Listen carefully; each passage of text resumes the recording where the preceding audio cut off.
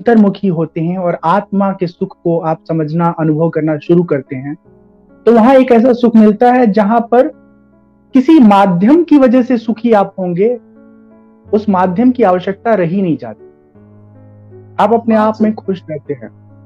और दूसरा कि जितनी भी हमारे जिंदगी में तकलीफें आती हैं, विषमताएं आती हैं, प्रतिकूलता आती है, जीवन में अनचाही परिस्थितियां आती हैं, कई बार हम उससे लड़ते लड़ते इतने टूट जाते हैं कि हमें लगता है कि बस अब जीने की जरूरत क्या है, मर जाते हैं, ये सबसे अच्छी दवा है दुखों से छूटने की। लेकिन जब आप खुद को जान जाते हैं ना, अपने आत्मा को समझ लेते हैं, तो फिर क्या होता है, आपके इस बाह्य जगत में चाहे कितनी भी विषमताएं, तकलीफ, प्रतिकूलताएं, बुरे लोगों का साथ बना है, आप उन सबके साथ रहते हुए असल में आप अपने भीतर होते हैं। ये बात मैं कह रहा हूं, इतना आसान नहीं है एप्लीकेबल कर पाना, लेकिन जो एप्लीकेबल कर लेगा ना, वो अपने दुश्मन के साथ भी बड़े आनंद से जीवन जीता रहेगा। और जीवन को हारना नहीं है, जीवन मिला है तो जीवन को, जब तक जीवन हमारे हिस्से का है तब तक जीना है। मुझे बहुत बहुत मतलब तकलीफ होता है जब मैं देखता हूं कि एक बहुत जाना पहचाना जो है नाम, फेमस एक्टर, आईपीएस, आईएएस, हाँ, कोई अपने विधा में बहुत बेहतरीन काम करने वाले लोग या स्ट्रगलर लोग, जब अपने ही मौत को अपने ही हाथों से अंजाम देते हैं, तो देख करके, जान करके बहुत तकलीफ होती है। और उसका कारण सिर्फ यही है कि हम बाहर की चीजों को तो खूब जाने हैं, खूब समझे हैं, लेकिन खुद को ही नहीं जान पाए, खुद को नहीं समझ पाए।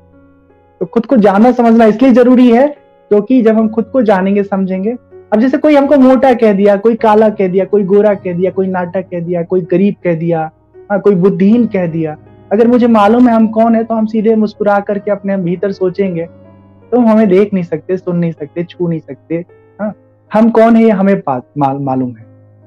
तुम अगर कुछ मेरे बारे में समझ रहे हो तो तुम्हारी अपनी जो समझ है वो मुझ पे आरोपित कर रहे हो। तुम्हारी जो समझ है वैसे हम नहीं है, हम वैसे हैं जैसे हम हैं। और कितनी मुश्किलें होती है ना, लोग क्या क्या लोग कहते हैं और हमको हतोत्साहित करते रहते हैं। मुझे नहीं लगता कि हमें हतोत्साहित होने की जरूरत है। कभी नहीं, कभी नहीं हतोत्साहित होना है। हमारी जिंदगी दूसरे के, हमारी जिंदगी जो है वो दूसरे के नियंत्रण में कभी नहीं रहे, ऐसा कोशिश करते रहना चाहिए।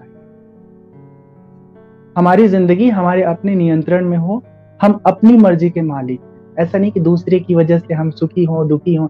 जैसे बच्चों में क्या प्रॉब्लम है, आप देखिए, इनके पास ना ये 13, 14 साल, 15 साल में इश्क इनका शुरू हो जा रहा है आजकल। हाँ, और हर साल इनका इश्क बदल जाता है, ठीक है। अब कुछ उसमें इतने प्रोफेशनल होते हैं, उनको तो फर्क ही नहीं पड़ता। हाँ, तुम आए स्वागत है, तुम गए स्वागत है।